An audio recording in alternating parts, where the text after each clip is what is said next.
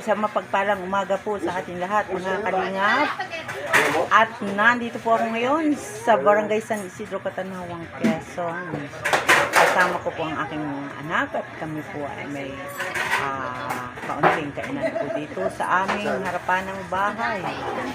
At tayo po ay magbibideo para po sa may pang-upload po tayo. Hindi pa po ako nakakapunta sa aking mga dapat puntahan, yung ating kakalingapin. Ayan, at masyado po busy. Siguro po mamayang hapon pag tapos na po yung ubos na yung aming mga paninda.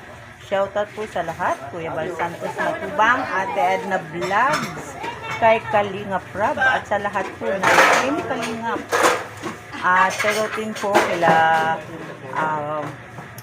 sa aming ambassador, kay J. Moreno Vlogs, Kalingap Eugene, Kalingap Rose,